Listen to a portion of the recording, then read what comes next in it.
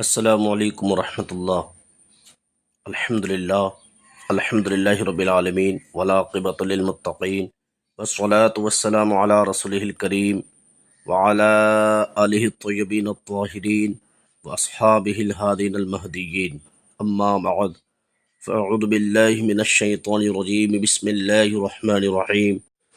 ولا تقولوا لمن يقتل في سبيل الله أموات بل أحياء ولكن لا تشعرون۔ صدق اللہ مولانا العظیم وصدق رسولہ النبی الکریم، ونحن على ذلك لمن الشاہدین والشاکرین والذاکرین والحمد للہ رب العالمین۔ شفاعت کرے حشر میں جو رضا کی، شفاعت کرے حشر میں جو رضا کی، آقا سوا تیرے کس کو یہ قدرت ملی ہے۔ اسلام تھا، اسلام ہے، اسلام رہے گا۔ اسلام تھا، اسلام ہے، اسلام رہے گا۔ قرآن تھا، قرآن ہے، قرآن رہے گا۔ اسلام کی گردن پر حسین ابن علی کا، اسلام کی گردن پر حسین ابن علی کا احسان تھا، احسان ہے، احسان رہے گا۔ کیونکہ احسان وہ کیا ہے امام حسین نے، احسان وہ کیا ہے امام حسین نے۔ ہم سب چکا نہ پائیں گے قرضہ حسین کا، ہم سب پہ چکا نہ پائیں گے قرضہ حسین کا، کیونکہ اب تک زمین پہ قرض ہے سجدہ حسین کا۔ اور کسی شاعر نے کیا خوب کہا ہے، اس کی ہمت پر علی شیر خدا کو ناز ہے، اس کی ہمت پر علی شیر خدا کو ناز ہے، اس نواسے پر محمد مصطفیٰ کو ناز ہے۔ سجدے تو سب نے کیے پر اس کا نیا انداز ہے، اس نے وہ سجدہ کیا جس پر خدا کو ناز ہے۔ اور کیا ہی خوب کہا ہے، جو دہکتی آگ کے شعلوں پر سویا وہ حسین، جس نے اپنے خون سے عالم کو دھویا وہ حسین، اور جو جواں بیٹے کی میت پر نہ رویا وہ حسین، جس نے سب کچھ کھو کے پھر کچھ بھی نہ کھویا وہ حسین، جس نے اپنے بچوں کی دے دی سخاوت وہ حسین، ہنس کے جس نے پی لیا جام شہادت وہ حسین۔ اے بار الہ نوحہ سناتا پھرتا، تا روز حشر اشک بہاتا پھرتا، امداد نہ کرتے اگر کربلا میں حسین، اسلام تیرا ٹھوکرے کھاتا پھرتا۔ آج یوم عاشوراء ہے، 10 محرم کی معزز اور مکرم تاریخ، جس کی نسبت سیدی سرکار امام حسین رضی اللہ تعالی عنہ سے ہے، جن کی شہادت عنقریب میں بیان کروں گا انشاءاللہ۔ آئیے سب سے پہلے حصول برکت کے لیے درود پاک پڑھیں۔ اللہم صلی علی سیدنا شفیعنا حبیبنا نبینا مولانا محمد بارک وسلم، صلو علیہ صلاۃ وسلام علیک یا رسول اللہ صلی اللہ تعالی علیہ وسلم۔ محترم سامعین کرام، صبح قیامت تک حق اور باطل کی لڑائی ہوتی آ رہی ہے اور انشاءاللہ ہوتی رہے گی، مگر جو حق اور باطل کی لڑائی امام حسین نے کی، جو حق اور باطل کی پہچان امام حسین نے دی، ایسی پہچان صبح قیامت تک نہ کوئی دے سکتا ہے اور نہ کوئی دے گا۔ کربلا حق اور باطل کی پہچان کی جنگ تھی۔ امام حسین رضی اللہ تعالی عنہ اپنے ہمراہ 82 افراد پر مشتمل تھے، جس میں 72 شہید ہو گئے۔ سب سے پہلی شہادت حضرت مسلم بن عقیل کی ہے، اور امام حسین کی موجودگی میں سب سے پہلی شہادت حضرت حر رضی اللہ تعالی عنہ کی ہے، اور 71ویں شہادت امام حسین علی مقام رضی اللہ تعالی عنہ کے چھوٹے صاحبزادے، جن کا نام حضرت امام اصغر رضی اللہ تعالی عنہ ہے۔ اور جب امام حسین رضی اللہ تعالی عنہ نے سارے قافلہ اور سارے خاندان والے کو لٹا دیا، آخر میں آپ میدان جہاد میں کود پڑے اور حق اور باطل کی پہچان بن کر ابھر آئے۔ حضرات، اب میں آخر میں ایک سوال کرنے جا رہا ہوں، اور وہ یہ ہے، کربلا معلیٰ کے واقعہ کے بعد آج تک لاکھوں کروڑوں تقریریں ہو چکی ہیں اور ہو رہی ہیں، صبح قیامت تک ہوتی رہے گی انشاءاللہ۔ سوال یہ ہے، امام حسین رضی اللہ تعالیٰ عنہ کی شہادت کے بعد کوئی شہید نہیں ہوا، یہاں تک کہ حضرت امام زین العابدین رضی اللہ تعالیٰ عنہ بھی ابھی حضرت امام حسین رضی اللہ تعالیٰ عنہ کے بعد امام ہیں، اور اس دن جبکہ حضرت امام حسین رضی اللہ تعالیٰ عنہ کے بعد امام زین العابدین رضی اللہ تعالیٰ عنہ کے مقابل کا کربلا میں کوئی دوسرا نہ تھا۔ جس امامت پر حضرت امام زین العابدین رضی اللہ تعالیٰ عنہ فائز تھے، وہ امامت نہ حضرت علی اکبر کے پاس تھی، وہ امامت نہ حضرت عباس علمبردار کے پاس تھی، وہ امامت نہ حضرت قاسم کے پاس تھی، وہ امامت نہ کسی اور کے پاس تھی جو حضرت امام زین العابدین رضی اللہ تعالیٰ عنہ کے پاس تھی۔ تو حضرت امام حسین رضی اللہ تعالیٰ عنہ کی شہادت کے بعد کوئی شہید نہ ہوا، تو حضرت امام حسین رضی اللہ تعالیٰ عنہ کے شہید ہونے کے بعد کسی اور کا شہید نہ ہونا اس بات کا ثبوت ہے، اس بات کی دلیل ہے کہ اگر حضرت امام حسین رضی اللہ تعالیٰ عنہ پہلے شہید ہو جاتے تو کوئی بھی شہید نہ ہوتا، سب بچ جاتے، تو پھر حضرت امام حسین رضی اللہ تعالیٰ عنہ نے آگے بڑھنے میں اتنی دیر کیوں کی؟ تو پھر حضرت امام حسین رضی اللہ تعالیٰ عنہ نے شہادت میں اتنی تاخیر کیوں کی؟ تاخیر کیوں کی؟ آ گئی بات سمجھ میں کہ حضرت حر کی جگہ خود اگر آگے بڑھ جاتے تو اپنے جانثاروں کی جگہ خود آگے بڑھ جاتے، اولاد عقیل کی جگہ خود آگے بڑھ جاتے، حضرت قاسم کی جگہ خود آگے بڑھ جاتے، حضرت عباس علمبردار کی جگہ خود آگے بڑھ جاتے، حضرت علی اکبر کی جگہ خود آگے بڑھ جاتے، حضرت امام حسین رضی اللہ تعالیٰ عنہ شہید ہو جاتے تو کوئی بھی شہید نہ ہوتا۔ جیسے حضرت امام حسین رضی اللہ تعالیٰ عنہ کی شہادت کے بعد وقت کے امام حضرت امام زین العابدین رضی اللہ تعالیٰ عنہ شہید نہ ہوئے، تو اسی طرح آپ کے جانثار ساتھی بھی شہید نہ ہوتے، حضرت حر بھی شہید نہ ہوتے، حضرت قاسم بھی شہید نہ ہوتے، حضرت عباس علمبردار بھی شہید نہ ہوتے، حضرت علی اکبر بھی شہید نہ ہوتے، حضرت علی اصغر بھی شہید نہ ہوتے، کوئی بھی شہید نہ ہوتا، سب بچ جاتے۔ تو پھر حضرت امام حسین رضی اللہ تعالی عنہ نے شہادت میں اتنی تاخیر کیوں کی؟ تو آئیے نبی کے امتیوں قربان جائیں حضرت امام حسین رضی اللہ تعالیٰ عنہ کے لطف و کرم پر، اس لیے کہ حسین اس نبی کا نواسا ہے جس نبی کا کلمہ پڑھتے ہوئے ارے جب نانا مصطفیٰ کریم صلی اللہ علیہ وسلم رحمت للعالمین ہے تو پھر نواسا کیوں نہ رحم و کرم کا پیکر ہو؟ آؤ میں تمہیں اس سوال کا جواب سمجھاتا ہوں۔ جب مکے والوں نے میرے نبی پر پتھر برسائے، راہوں میں کانٹے بچھائے، چہرہ مبارک کو لہو لہان کیا، گالیاں دی، 13 سال تک ظلم و ستم کا در دورہ رہا، ظلم و ستم ختم نہ ہوا، ختم ہونے کا نام نہیں لیا، تو رب کریم کے حکم کے مطابق سرکار دو عالم ہجرت فرما کر میرے نبی مدینہ منورہ تشریف لے گئے۔ مگر جب 8 سال کے بعد مدینہ منورہ سے مکہ معظمہ پیارے آقا صلی اللہ علیہ وسلم تشریف لائے تو مکے کی پوری حالت بدلی ہوئی تھی۔ سارے ظالم سامنے کھڑے ہیں، پتھر برسانے والے بھی کھڑے ہیں، راہوں میں کانٹے بچھانے والے بھی کھڑے ہیں، گالیاں دینے والے بھی کھڑے ہیں، مگر میرے نبی سب پر رحمت کی نظر ڈال رہے ہیں اور فرما رہے ہیں کہ جاؤ میں نے تم سب کو معاف کر دیا۔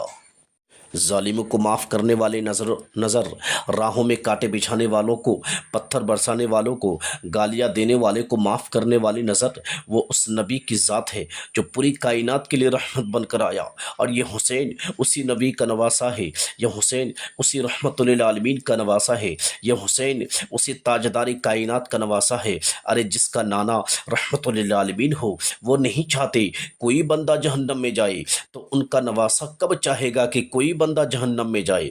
اگرچہ دشمن ہی صحیح، چونکہ اگر جہنم کی تعداد بڑھی تو اس میں اپنا کیا فائدہ ہے؟ اس لیے میرے حسین سب سے آخر میں گئے، ان کو موقع دے دیا سدھرنے کا، ان کو موقع دے دیا سنبھلنے کا، ان کو موقع دے دیا سمجھنے کا۔ مقصد یہ تھا اے یزیدیو تم کسی کو قتل نہ کرو، اسی میں تمہاری بھلائی ہے، اسی میں تمہاری خیر ہے، اسی میں تمہارا فائدہ ہے، اسی میں تمہاری بچت ہے۔ بدلو اپنے ارادوں کو، بدلو اپنے خیالات کو، بدلو اپنے دل کے اس بھید کو۔ اہل بیت کے خون سے اپنی تلواروں کو نہ رنگو، اہل بیت کے خون سے اپنی تلواروں کی پیاس کو نہ بجھاؤ۔ میرے حسین نے خطبہ دیا اور سمجھایا، موقع دیا، مگر محسوس یہ ہوا بے حیائی اور بے شرمی کی انتہائی کو پہنچ چکے ہیں۔ ضدی یہ کہ دنیا کے کتے اب جہنم کے کتے بننا چاہتے ہیں، مگر پھر بھی نبی کا نواسا میرا حسین اپنے دشمنوں کو یہ بھی موقع دے رہا ہے کہ اگر تم کچھ لوگوں کو قتل کر کے اپنی تلواروں کی پیاس کو بجھانا چاہتے ہو تو تمہیں حر دے رہا ہوں، تمہیں اپنے جانثار ساتھی دے رہا ہوں۔ اگر اب بھی تسلی نہ ہوئی تو میں تمہیں قاسم بن حسین دے رہا ہوں، میں تمہیں بھائی عباس علمبردار دے رہا ہوں۔ اگر یہ بھی تسلی نہ ہوئی تو تمہیں 18 سال کا علی اکبر دے رہا ہوں۔ لیکن اے یزیدیو، مجھ تک پہنچنے میں جلدی نہ کرنا، میں رحمت للعالمین کا نواسا ہوں، میں تاجدار کائنات کا نواسا ہوں، اس لیے میں تمہیں رحمت بھری نگاہوں سے مہلت دے رہا ہوں، رحمت بھری نگاہوں سے موقع دے رہا ہوں، مجھے قتل کرنے میں جلدی مت کرنا۔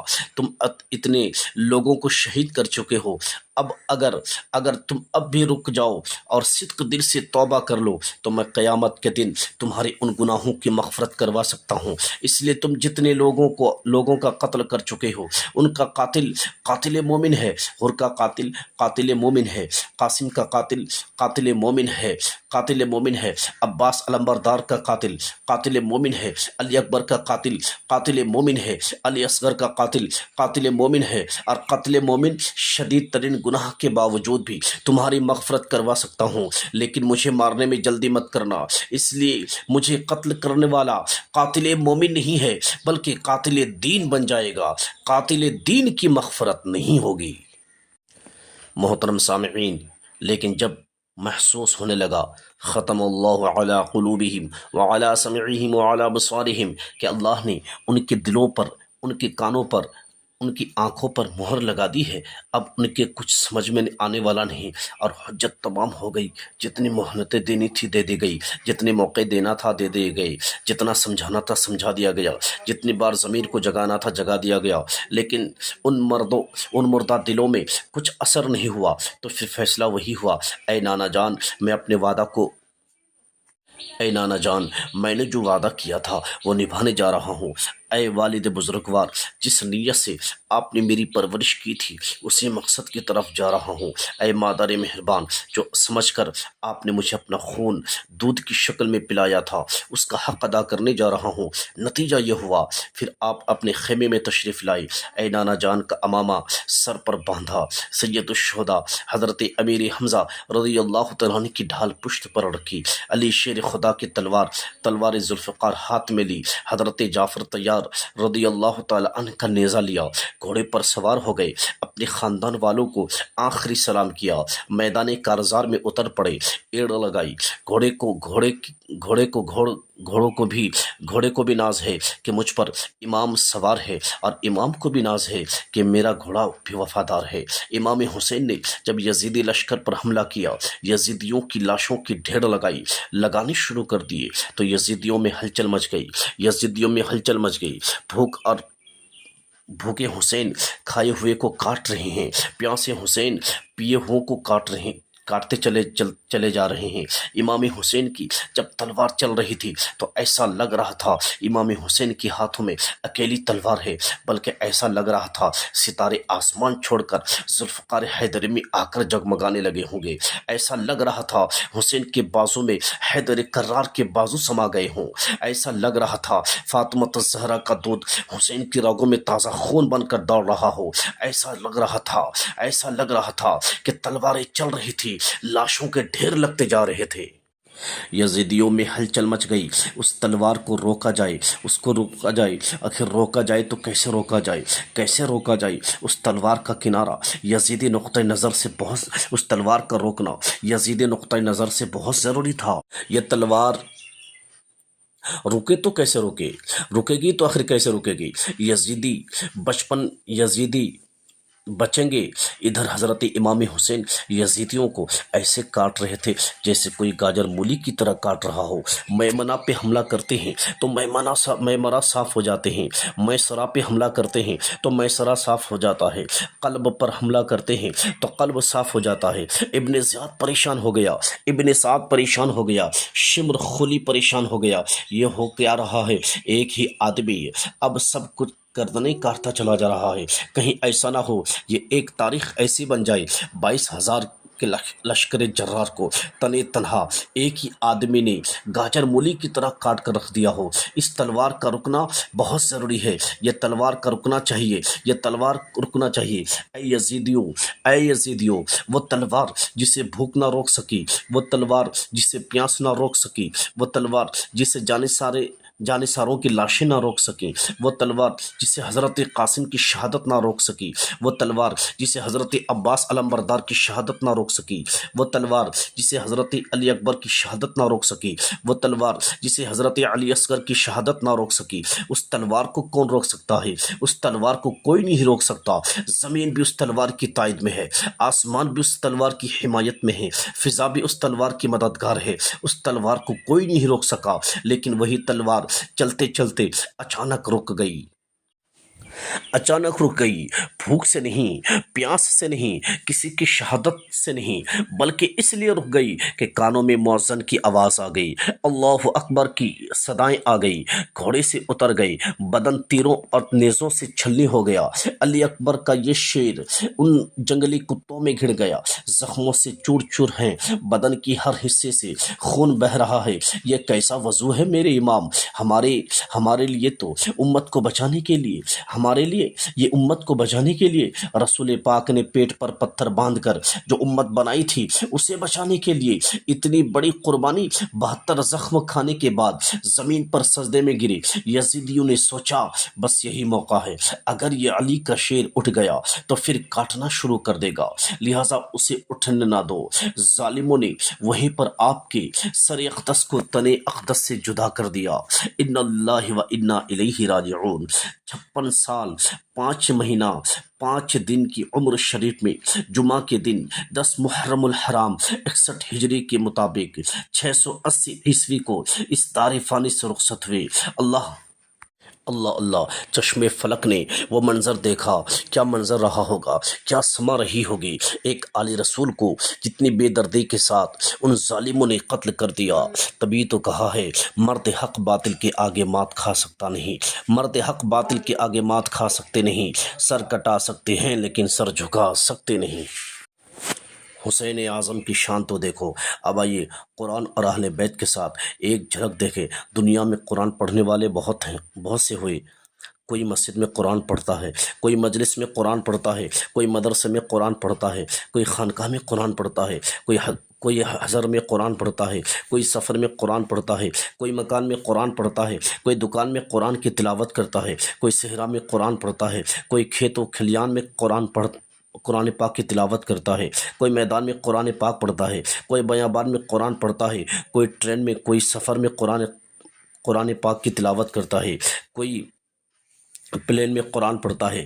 جشن عید میلاد النبی ہو تو قرآن پڑھا جاتا ہے، جشن صحابہ کرام ہو تو قرآن پڑھا جاتا ہے، جشن اہل بیت ہو تو قرآن پڑھا جاتا ہے، جشن اولیاء کرام ہو تو قرآن پڑھا جاتا ہے، جشن غوث الورا ہو تو قرآن پڑھا جاتا ہے، جشن خواجہ غریب نواز ہو تو قرآن پڑھا جاتا ہے، جشن امام اعظم ہو تو قرآن پڑھا جاتا ہے، جشن امام احمد رضا ہو تو قرآن پڑھا جاتا ہے، کسی کا انتقال ہو تو قرآن پڑھا جاتا ہے، انتقال کے بعد تیجا ہو تو قرآن پڑھا جاتا ہے، 10واں ہو تو قرآن پڑھا جاتا ہے، 20واں ہو تو قرآن پڑھا جاتا ہے، 40واں ہو تو قرآن پڑھا جاتا ہے، برسی ہو تو قرآن پاک پڑھا جاتا ہے، مزارات اولیاء پر حاضری ہو تو قرآن پڑھا جاتا ہے، قرآن ہر حال میں پڑھا جاتا ہے۔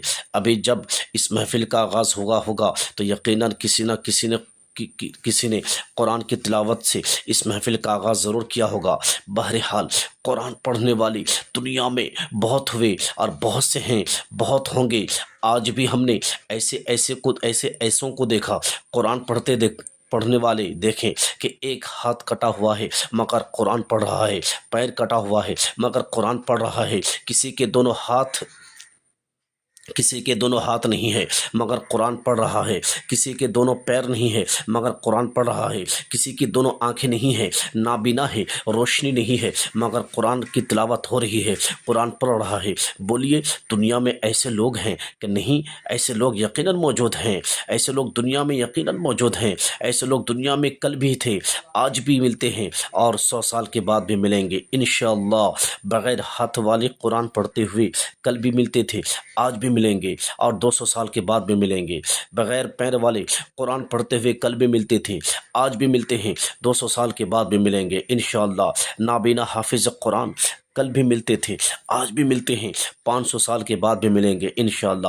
ہاں، آج بھی بغیر آنکھ والوں کو دنیا نے قرآن پڑھتے ہوئے دیکھ رہی ہے، بغیر ہاتھ والوں کو دنیا قرآن پڑھتے ہوئے دیکھ رہی ہے، بغیر پیر والوں کو دنیا قرآن پڑھتے ہوئے دیکھ رہی ہے، اور صبح قیامت تک دیکھے گی۔ لیکن اب قیامت تک ایسا قاری قرآن، ایسا تالی قرآن پیدا نہیں ہو سکتا جس کا سر تن سے جدا ہو، جس کی گردن کٹی ہو، سر نیزے پر بلند ہو، قرآن کی تلاوت ہو رہا ہو۔ یہ وہی ذات ہے جس کو شہید اعظم امام حسین کہتے ہیں۔ قتل حسین اصل میں مرگ یزید ہے، اسلام زندہ ہوتا ہے ہر کربلا کے بعد۔ حضرات محترم، یقیناً امام حسین کی شان بہت ہی بلند و بالا ہے۔ اللہ کے رسول صلی اللہ تعالی علیہ وسلم کی ارشاد پاک ہے، حضرت علی بن ابی طالب رضی اللہ تعالیٰ عنہ بیان کرتے ہیں، نبی کریم صلی اللہ علیہ وسلم نے حضرت امام حسن اور حضرت امام حسین کا ہاتھ پکڑا، فرمایا جس نے مجھ سے محبت کی اور ان دونوں سے محبت کی اور ان کے والد حضرت علی اور ان کی ماں فاطمہ الزہرا رضی اللہ تعالیٰ عنہا سے محبت کی، وہ قیامت کے دن میرے ساتھ میرے ہی درجے میں ہوگا۔ اس سے پہلے کہ میں آپ کو دوسری حدیث سناؤں، میدان محشر کا منظر دیکھو۔ رب فرماتا ہے، یوم یفر المرء من اخیہ و امہ و ابیہ و صاحبتہ و بنیہ۔ اس دن آدمی اپنے بھائی سے بھاگے گا، اپنی ماں سے بھاگے گا، اپنے باپ سے بھاگے گا، اپنی بیوی سے بھاگے گا اور اپنے بیٹوں سے بھاگے گا۔ کوئی کسی کی طرف متوجہ نہیں ہوگا، نفسی نفسی کا عالم ہوگا، سب کو اپنی اپنی پڑی ہوگی۔ نفسی نفسی کے عالم میں ہر کوئی پریشان حال ہوگا۔ ارے دیکھو تو صحیح میدان محشر کا وہ منظر کیسا منظر ہوگا۔ کوئی حساب و کتاب میں ہے، کوئی پلصراط پر پھسل کر گر رہا ہے، کوئی میزان عمل پر کھڑا ہے، کوئی سورج کی تپش کی وجہ سے تڑپ رہا ہے، کوئی نیک اعمال کی کمی کی وجہ سے بے چین و بے قرار ہے، اور ادھر نبی و آل نبی کے ساتھ محبت کرنے والے، نبی و آل نبی کی کیا شان ہوگی، نبی و آل نبی سے محبت کرنے والوں کی کیا شان ہوگی۔ اللہ اکبر۔ ملاحظہ فرمائے، حضرت علی ابن ابی طالب رضی اللہ تعالیٰ عنہ بیان کرتے ہیں، نبی کریم صلی اللہ علیہ وسلم نے فرمایا، میں اور فاطمہ، حسن اور حسین اور وہ جو ہم سے محبت کرتے ہیں، قیامت کے دن ایک ہی مقام پر جمع ہوں گے۔ سبحان اللہ، ایک ہی مقام پر جمع ہوں گے۔ تو جس نے حسین سے محبت کی وہ نبی کے ساتھ کھڑے ہوں گے، اور جس نے حسین سے اور حسین کی ماں سے، حسین کے بابا سے، حسین کے بھائی سے، حسین کے نبی سے بغض رکھیں گے، ان کا ٹھکانہ جہنم میں ہوگا۔ نہ اسے دنیا میں کوئی کنارہ لگے گا، نہ ہی آخرت میں اس کا کوئی شفیع ہوگا۔ اللہ تبارک و تعالی ہم سب کو اہل بیت و اطہار کی محبت میں مر مٹنے کا جذبہ اور سلیقہ عطا فرمائے۔ وما توفیقی الا باللہ۔ السلام علیکم ورحمۃ اللہ۔